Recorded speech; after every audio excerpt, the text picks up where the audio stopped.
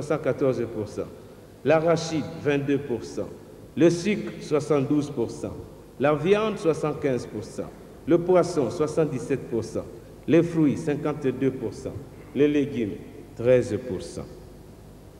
Un autre paradoxe apparaît au grand jour.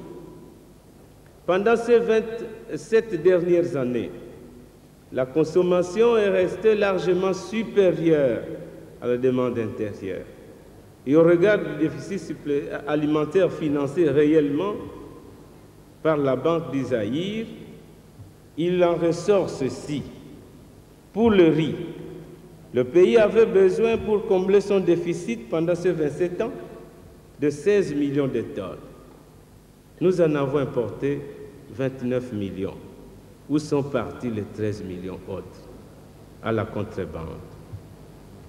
Quant au sucre, le pays avait besoin de 20 millions de tonnes. On en avait importé 35. Donc, 15 ont été reversés à la contrebande ou tout simplement des importations fictives. Pour le poisson, le pays avait besoin de 11 millions de tonnes. On en a importé 24 millions. Et donc, 13 ont choisi le chemin de la contrebande. Monseigneur, ces contrebandiers sont ici dans la salle.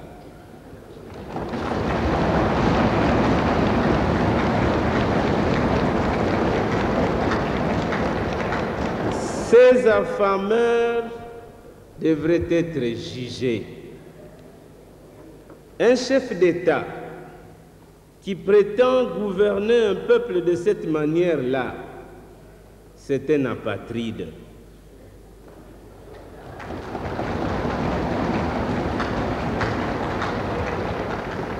Lui et les siens feraient mieux de le savoir et nous foutre la paix.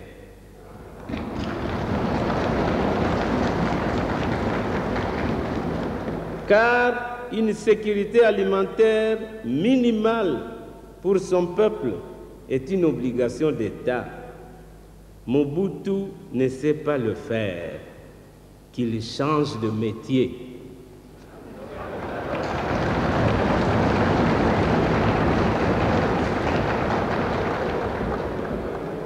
Mon parti à Sod n'est pas pour le partage de pouvoir avec un chef qui a perdu la guerre du ventre.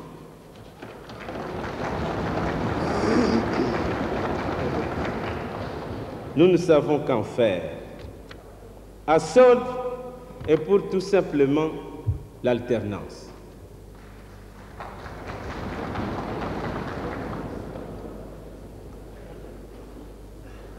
On nous a parlé ici d'un bilan qui serait globalement négatif.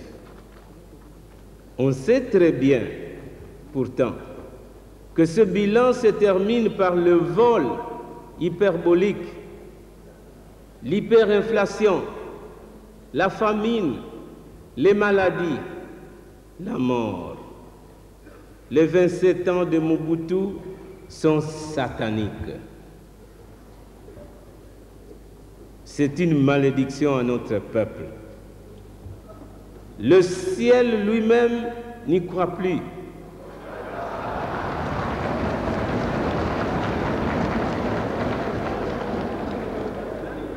Ses amis du partage, ses amis de partage à l'Occident ne peuvent plus rien pour lui, malgré leurs multiples assurances.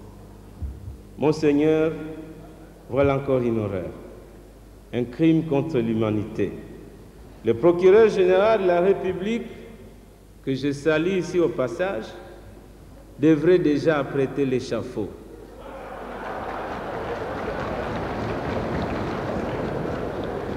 Pour châtier tous ces délinquants.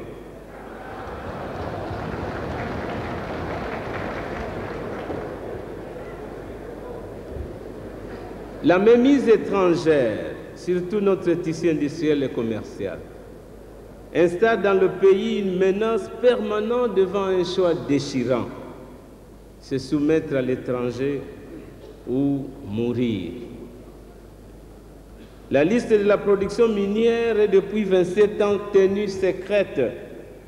On déclare juste quelques minéraux, le cuivre, le cobalt, le zinc, et encore seulement l'or brut. Or, on sait que ce brut raffiné en sous-traitance génère des sous-produits. L'exploitation du pétrole brut subit le même sort. L'ampleur de cette répression sur notre production fait dire que $1 milliard encaissés par notre banque centrale pour l'ensemble de nos exportations annuelles n'est que de l'argent des poches des milliardaires. Nos pertes annuelles se chiffrent à plusieurs milliards de dollars.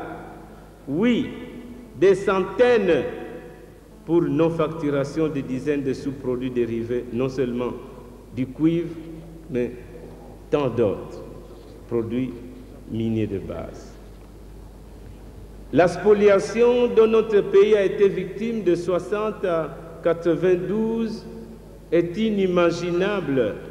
Chaque jour, notre pays est frappé pour le cuivre, pour le pétrole brut, pour le cobalt, pour le diamant, pour l'or, pour le café, pour le bois, pour le cacao et même pour l'électricité.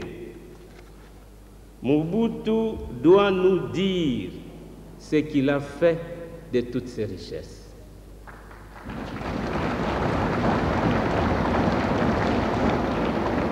Voilà encore une fois, mon Seigneur. Combien d'hôpitaux, combien d'écoles, combien de kilomètres de routes, de maisons, de milliers d'hectares de cultures pérennes et vivrières n'aurait-on pas financé si ces milliards de dollars étaient entrés dans le trésor public? Ils siègent avec nous dans la salle, ces criminels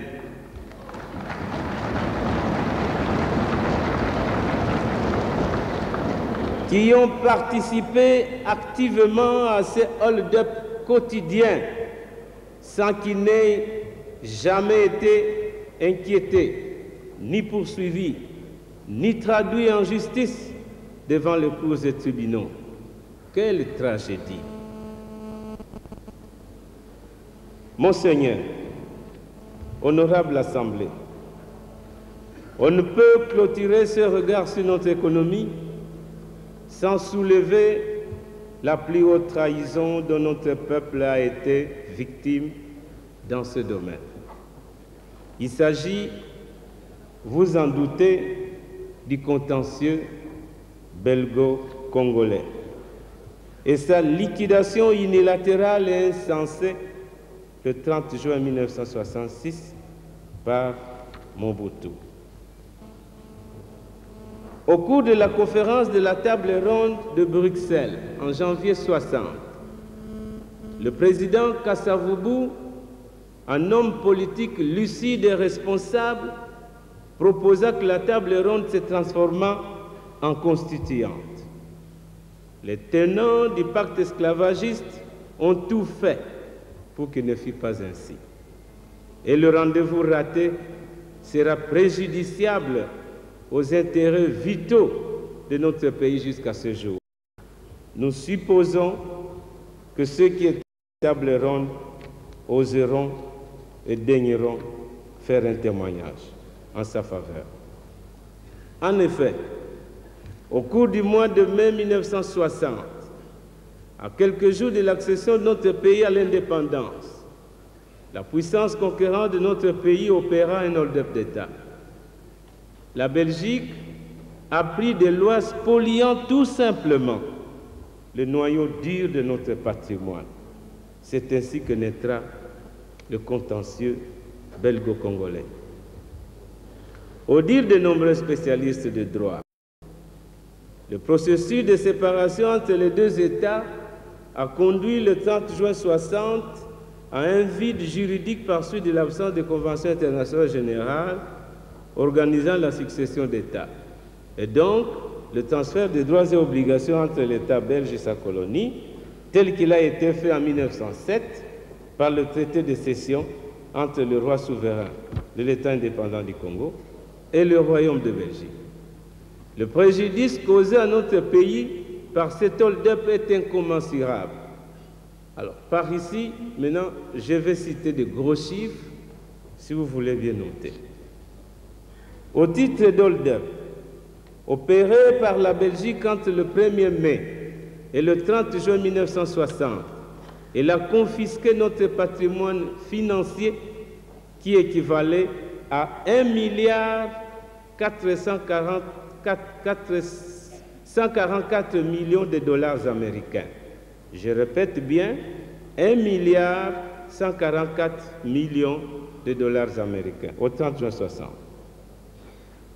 En calculant le manque à gagner que nous a occasionné pendant 32 ans, et avec une marge dérisoire de 20% l'an, et en lui imposant des intérêts moratoires de 5%, l'État belge doit à notre pays le montant exact. Alors c'est un calcul exact de 1 655 milliards et 610 millions de dollars américains.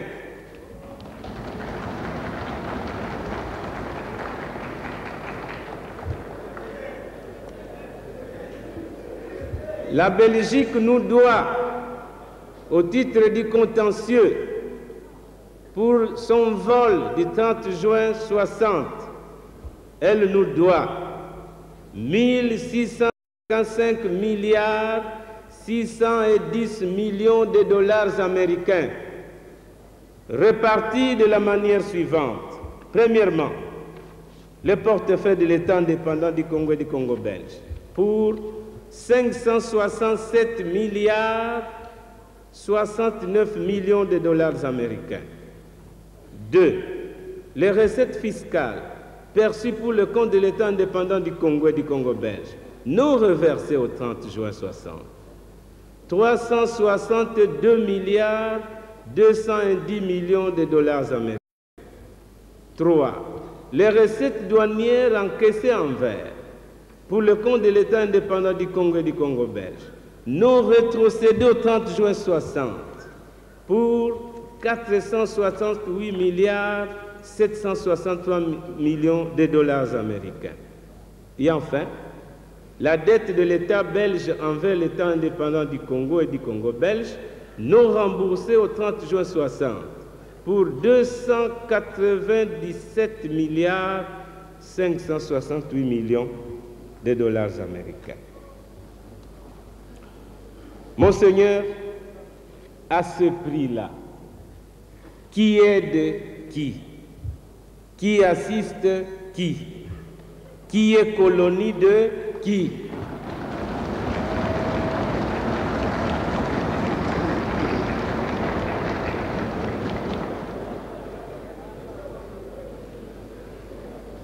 Au lieu de défendre nos intérêts, Mobutu et les lascars qui l'accompagnent ont choisi la trahison.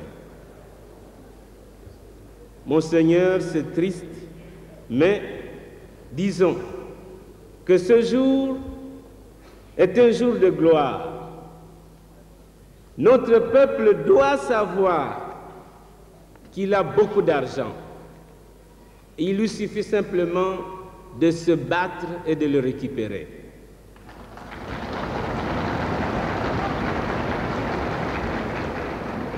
Nous disons à la Belgique et à ses partenaires de la CE que ce qu'elle doit à notre peuple sera récupéré par toute voie de droit, quel qu'en soit le prix qu'il faut payer, y compris le sacrifice suprême.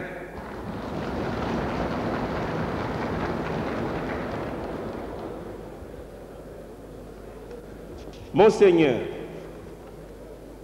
honorable Assemblée, au plan social, la corruption est devenue l'institution la plus importante du pays.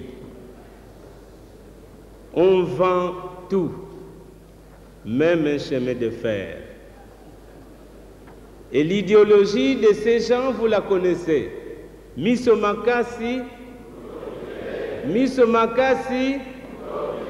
c'est ça. le moboutisme.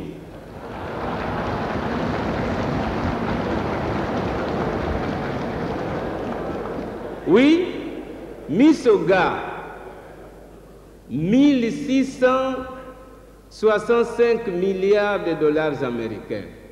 Misoga, ils ont reçu quelques miettes. Je vais vous donner ces détails. La corruption et le sous-développement sont des composants des mêmes processus. La première est au centre du système, mise en place pour consolider la base économique d'un individu, stabiliser son pouvoir, distribuer des miettes, donner aux masses le minimum pour survivre.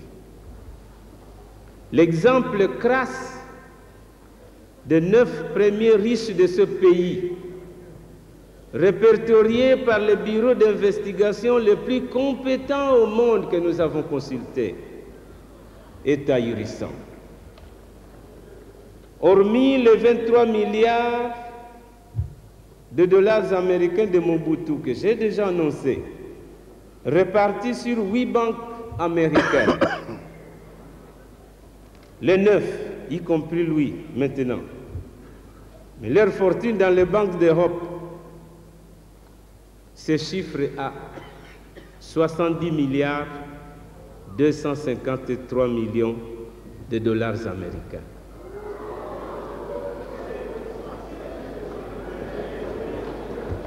Donc,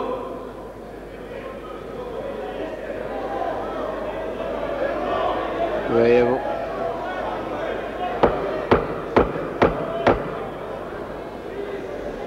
continuez. Continuez votre exposé. Avancez, s'il vous plaît. J'ai bien dit que hormis, donc en Suisse, de ces 23 milliards de dollars américains de Mobutu que j'ai déjà annoncé depuis plusieurs mois, répartis dans 8 banques américaines,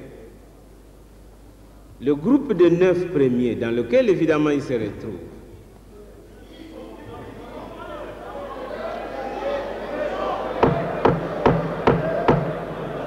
leur fortune dans les banques d'Europe est de 70 milliards 253 millions de dollars américains, dont le moins fortuné parmi eux